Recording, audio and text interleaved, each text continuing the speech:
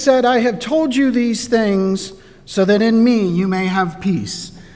In this world you will have trouble, but take heart. I have overcome the world." Good morning. Welcome to the First Presbyterian Church of Urbana. We are so glad that you are here, whether you're here in person or online. I see we've got us going up there. If you're online, because I made up this rhyme, give us a like, give us a share. Let us know you're there. Anyway. I don't know, it just came to me one Sunday. We don't know how this works. If you need large print bulletins or hearing devices, please see an usher in the back, and they will be glad to assist you. Today I light this candle in memory of Patty Lance, who joined the Church Triumphant on October 31st, 2024.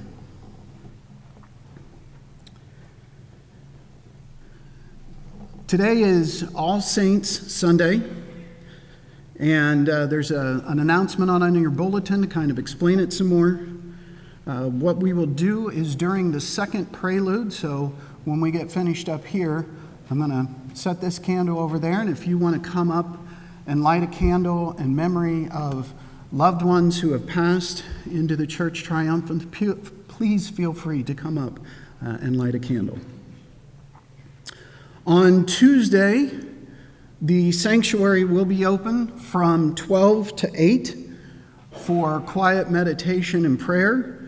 I wanted to make sure that if you needed a quiet space to separate from everything that's going on out there, that the sanctuary will be open here for your ability to come in and say a prayer and just maybe be quiet and be present.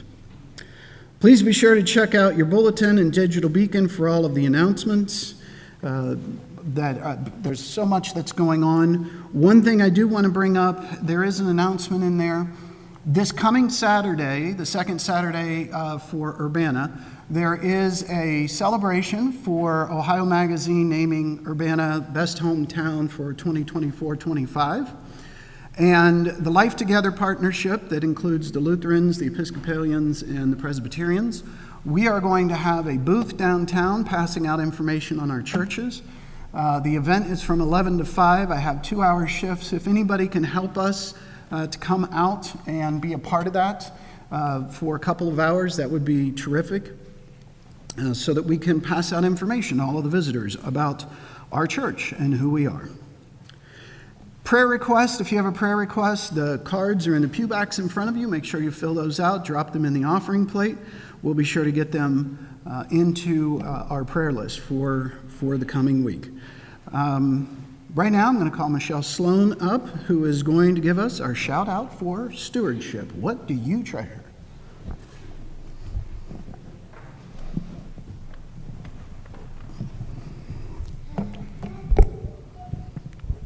Good morning. This morning, as we continue thinking of stewardship and what we treasure, love, and our connections with this church and this place, this room, I am reminded of the lyrics from the song in the musical Hamilton, "The Room Where It Happened." For me, a lot has happened in this room. Right over there, 27 years ago, a camper I'd had that summer, Erin, and her mom, who was a new colleague, Janet, and Alan, brought me to worship with them for the first time. In November of that year, after having spent a few months with the Logos crew of 6th graders, of Kyle, Amanda, Maddie, and Thomas in Bible study, this is the room where I transferred my membership from First Presbyterian Warren and joined this church family. This is the room where I have done liturgical dance with youth, clowning, where we have sung on a Sunday morning, done sign language, and been moved by youth and children leading worship. This is the room where I have slid on my stomach under the pews at midnight, from back to front playing sardines at a lock-in. This is the same room where I married Mike 18 and a half years ago, and in this room 3 years later, George and Mike were both baptized and Mike joined the church. And at the end of this school year, it will be the same room where George joins the church. It is in this room where Christina held my hand when Kevin asked for prayers for my father when he was diagnosed with stage 4 glioblastoma brain cancer. It was in this room that I have said goodbye to loved ones I loved, both who were moved to new calls in their lives and to some who were called home to the church triumphant. It is in this room that we have sung, I've played guitar, worshiped, and hung streamers from the balcony. It's in this room we have celebrated watching members of our church family grow up, shine, and lead. In this room, I have watched my infant son play the role of Jesus and then later be the teen playing Joseph. Happenings in this room have included crazy pie auction announcements and lots of laughter, and a celebration of the place, the camp, that through God's love and guidance brought me to this room in the first place. In this room, you, my church family, have supported my more recent call of serving as pulpit supply and helped me to grow as we have grown together. In this room, it isn't just where worship has happened for me, but it's where life has happened, where family and friends have happened, where love, growth, joy, grief, and support have happened, where friendships have blossomed, and where family has grown. And at no time have I ever walked alone in this room. It is the room where it happens. And during this time of giving, I encourage you to remember and celebrate how this has been a room where it happens for you, and how we can continue to be a room where it happens for everyone together.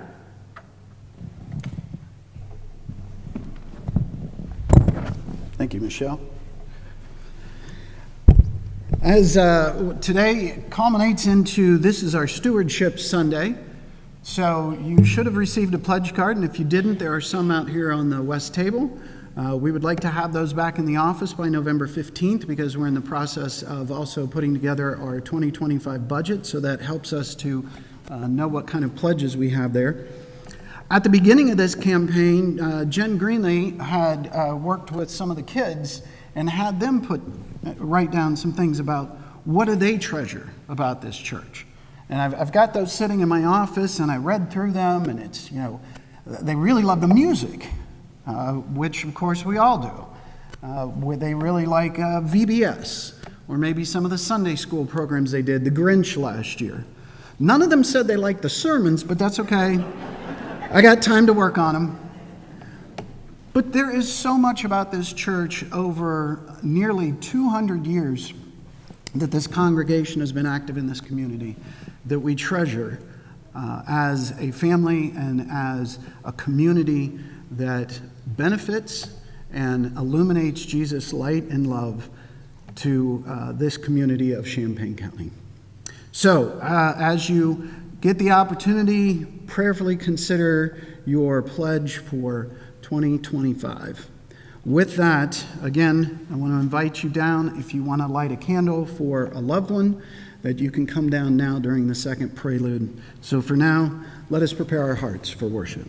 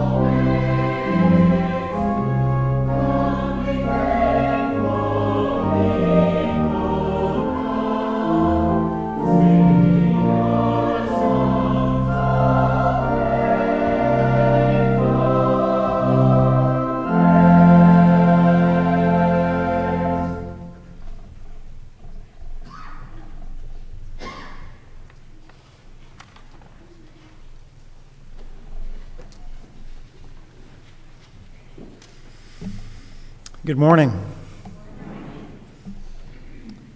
That was really cool.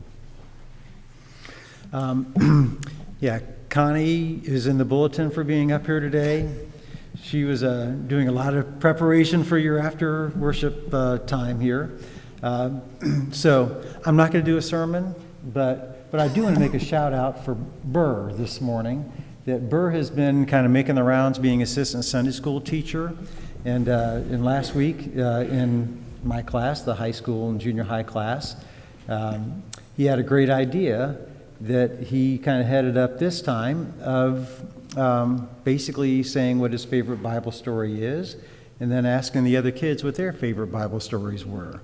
And it was just really cool, okay? And we had from the story of Moses and Saul and Gethsemane and the favorite scriptures, but also, and I thought this was kind of particularly kind of a little bit of a goosebump thing for me. Sam had talked about when Kevin Horrigan had given out the 5th grade Bibles, and Kevin wrote up selected scriptures that he thought would be applicable for each kid that got the Bible.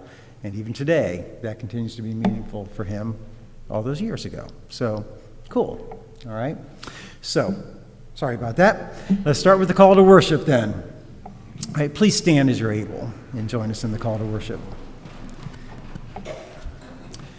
In a world that cries out, "Fear me," We will listen to Jesus' words. Don't be afraid. In a world that wants us to hate the other, we will live Jesus' call to love God and love others. In a world that radicalizes, we too will be radical. Radical with our hospitality, radical with our hope, radical with our love. Then come to this place, ready to be who we are called to be. Let us gather together and worship God. Our first hymn is number 526, For All the Saints.